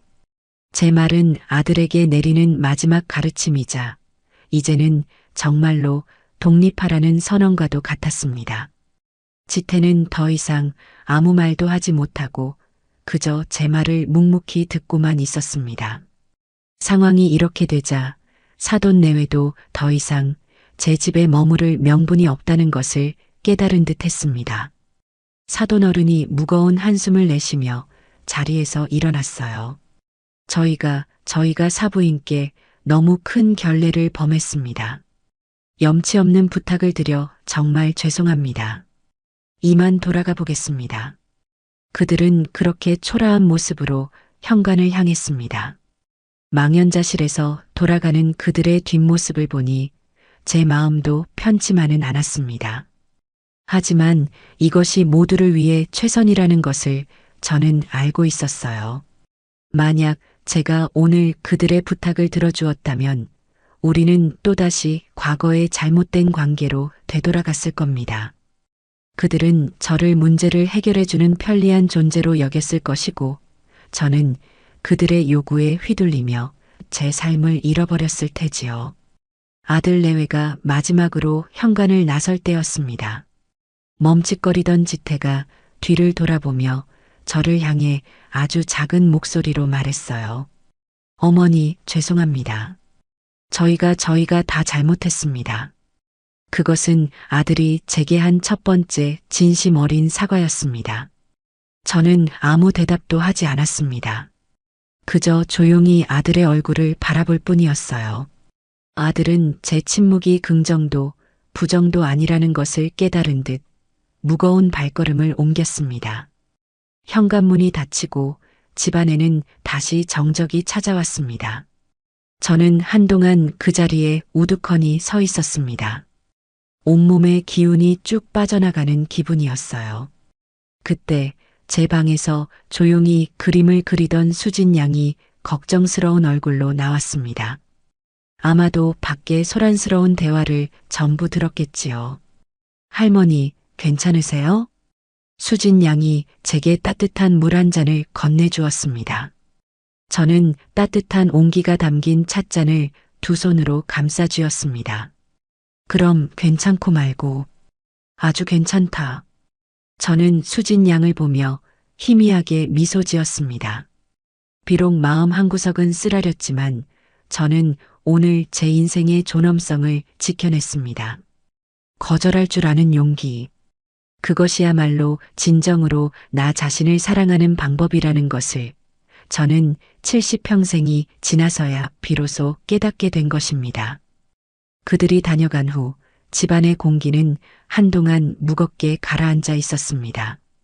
저 역시 사람인지라 매몰차게 등을 돌린 사돈네의 사정이 마음에 걸리지 않을 수 없었어요. 밤에 잠자리에 누우면 혹시 내가 너무 심했나 하는 생각에 뒤척이기도 했습니다. 하지만 그럴 때마다 저는 마음을 다잡았어요. 이것은 그들 가족이 스스로의 힘으로 건너야 할 강이었습니다. 제가 대신 다리를 놓아줄 수는 없는 일이었지요. 저는 다시 제 일상으로 돌아가기 위해 노력했습니다.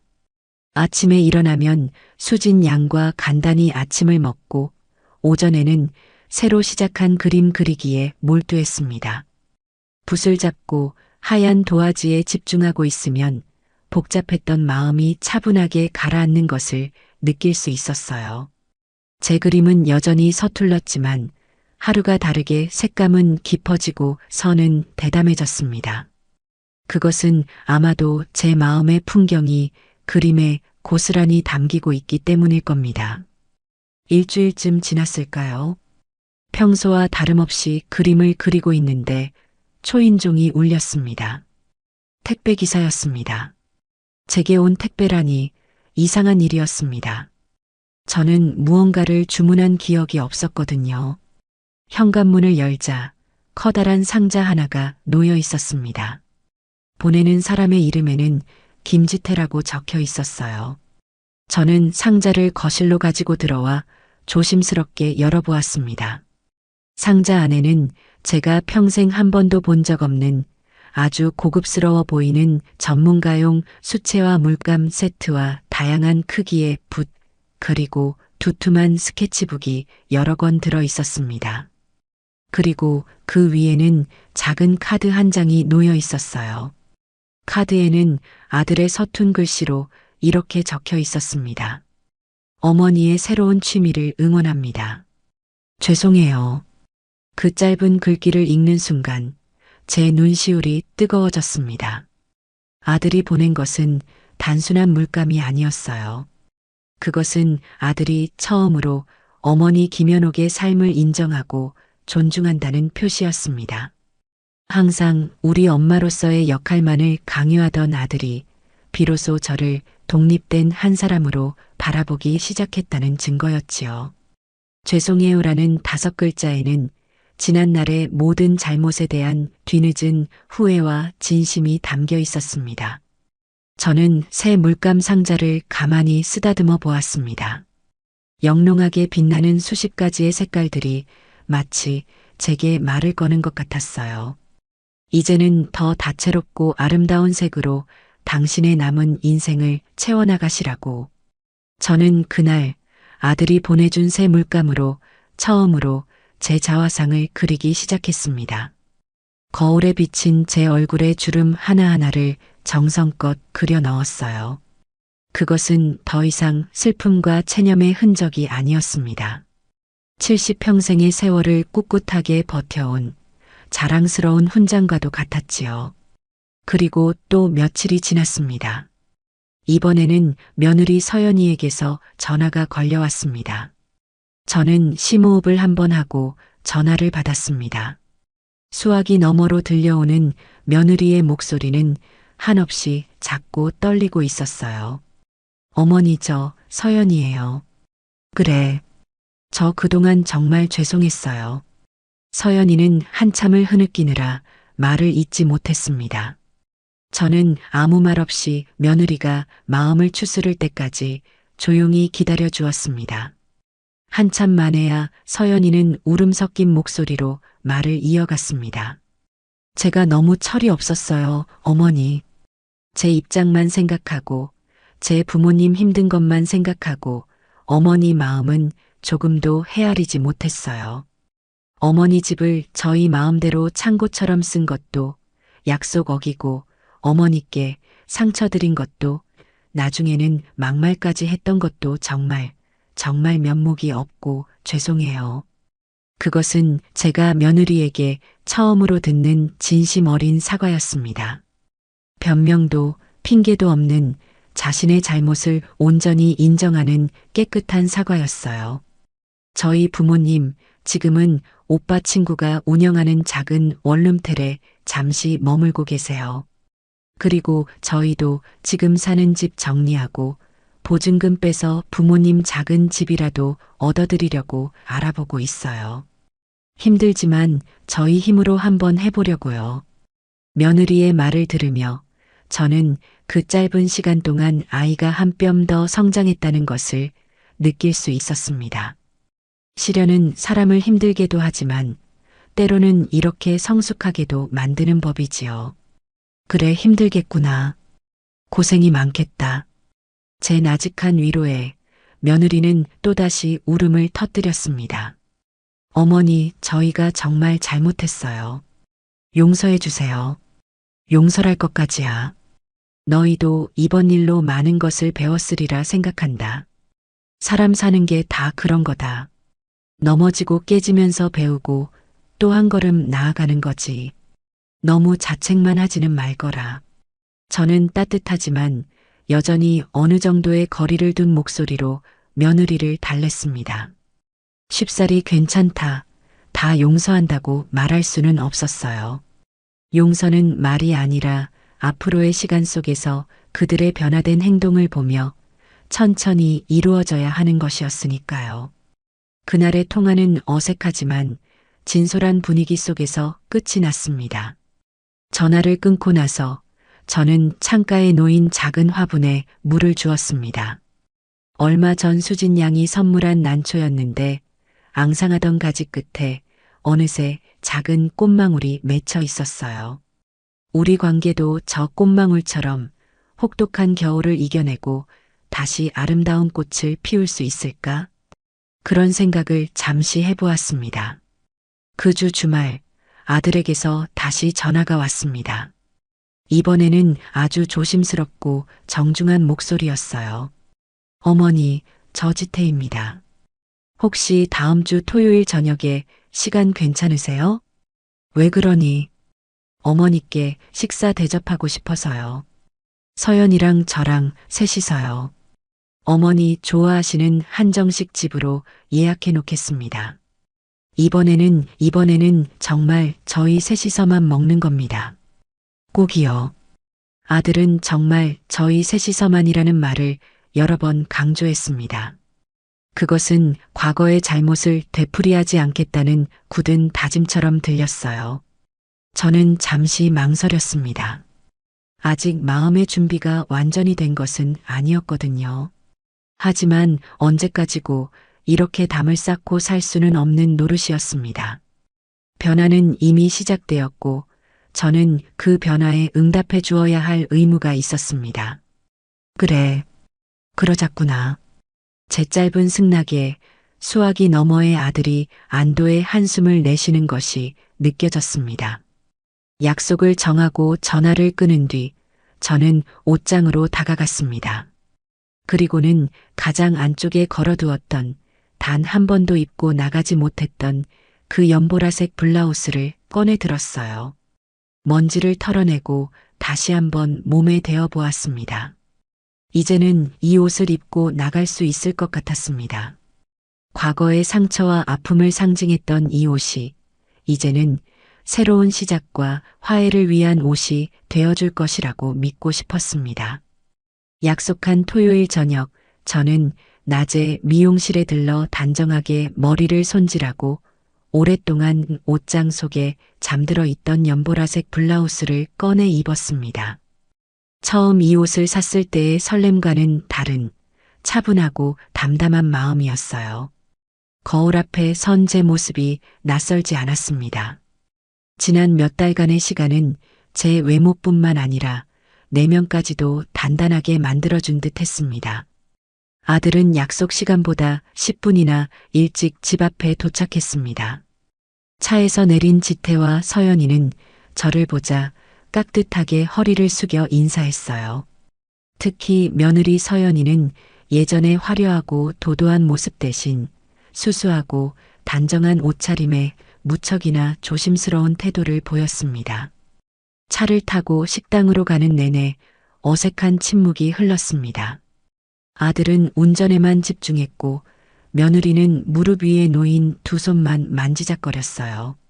저는 창밖으로 스쳐 지나가는 풍경을 바라보며 어떤 이야기부터 꺼내야 할까 생각했습니다. 예전 같았으면 이 어색함을 견디지 못하고 먼저 아들의 회사 생활이나 며느리의 안부를 물었겠지만 이제는 서두르지 않기로 했습니다. 침묵의 무게를 견디는 법을 배운 것도 제게는 큰 변화 중 하나였습니다. 우리가 도착한 곳은 지난번 그 한정식 집이 아니었습니다.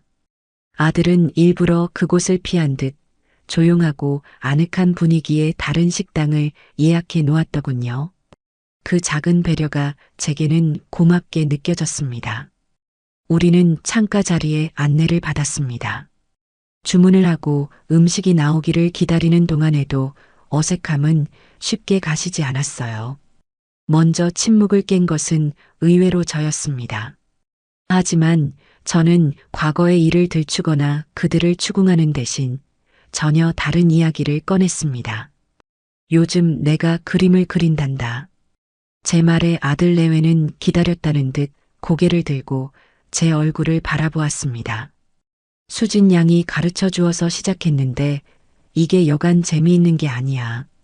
처음에는 선 하나 긋는 것도 떨렸는데 이제는 제법 그럴듯한 풍경화도 그리게 되었단다. 얼마 전에 너가 보내준 물감으로 그려봤더니 색깔이 어찌나 곱고 선명한지 그림이 훨씬 살아나는 것 같더구나. 고맙다 아들아. 저는 아들을 보며 진심으로 고마움을 표현했습니다. 제 말에 지태는 멋쩍은 듯 머리를 극적이며 말했어요. 아니에요 어머니. 어머니가 좋아하시는 것 같아서 저도 기뻐요. 그리고 서연이 너는 요즘 어떻게 지내니? 사돈 어른들은 원룸텔이 좁아서 불편하지는 않으시고? 저는 며느리의 안부와 함께 사돈의 안부도 물었습니다. 제 입에서 사돈 이야기가 나오자 서연이는 깜짝 놀란 듯 눈을 동그랗게 떴다가 이내 차분하게 대답했습니다. 네 어머니. 걱정해 주셔서 감사해요. 처음에는 다들 힘들어 하셨는데 지금은 많이 적응하셨어요. 저도 주말마다 가서 반찬도 해다 드리고 아빠랑 오빠도 시간 날 때마다 들러서 말벗이 되어드리고 있어요. 저희가 지금 사는 집도 곧 계약이 끝나서 보증금 받으면 부모님 사실 작은 빌라라도 하나 알아봐 드리려고요. 며느리는 자신들의 계획을 담담하게 이야기했습니다.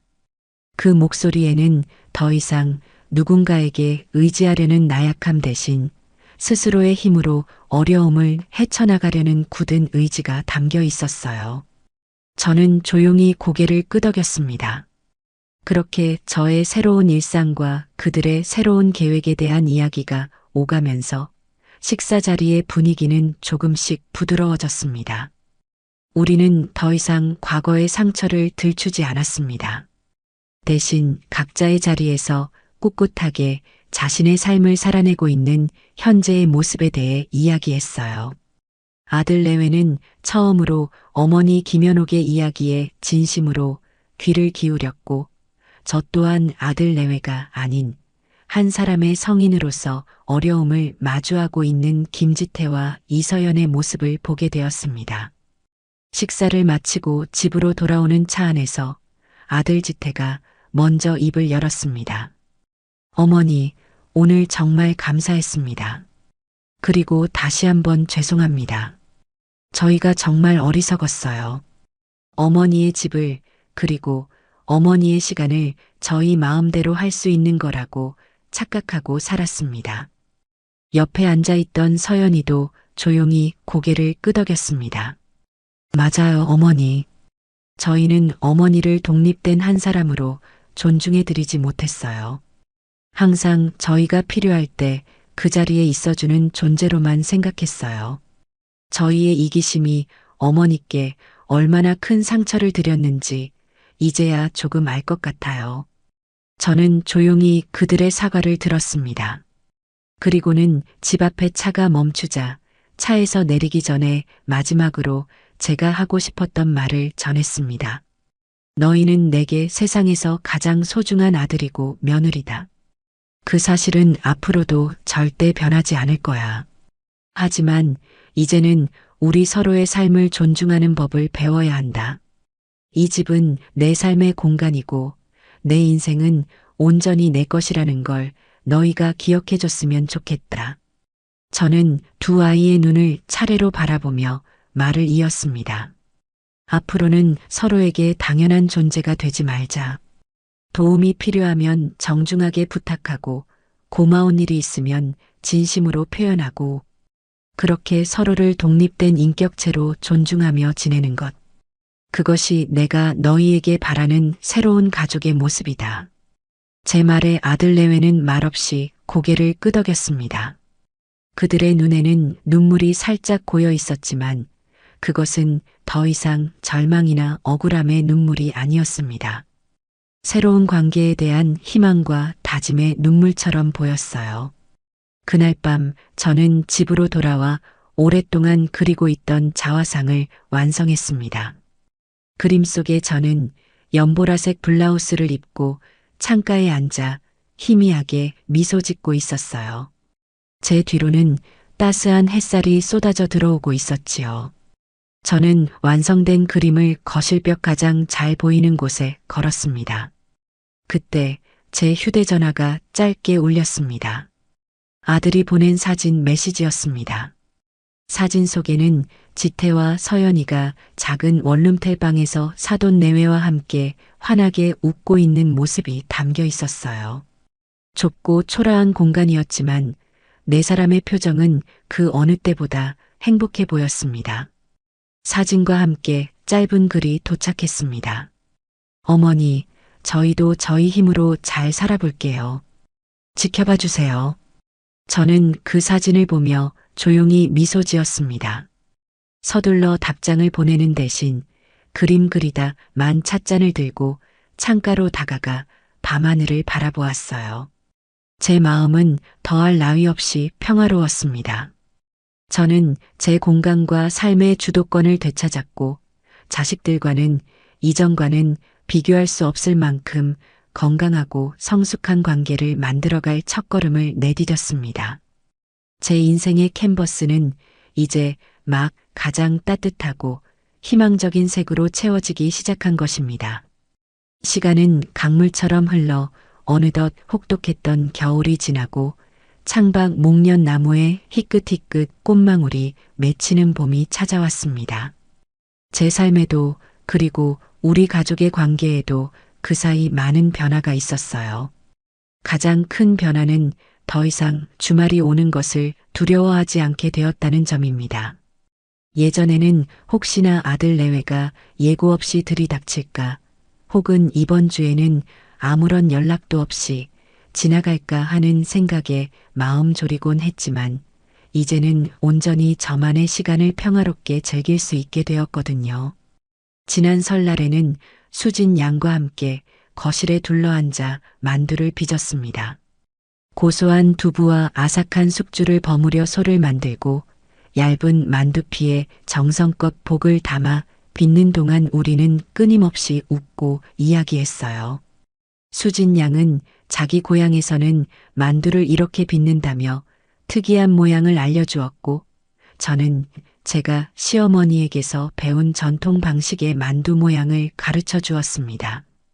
그렇게 한참을 빚다 보니 어느새 커다란 소쿠리 2개가 예쁜 만두로 가득 찼어요. 할머니, 우리 정말 식구 같아요. 명절에 이렇게 함께 만두 빚으니까 진짜 가족이 된 기분이에요.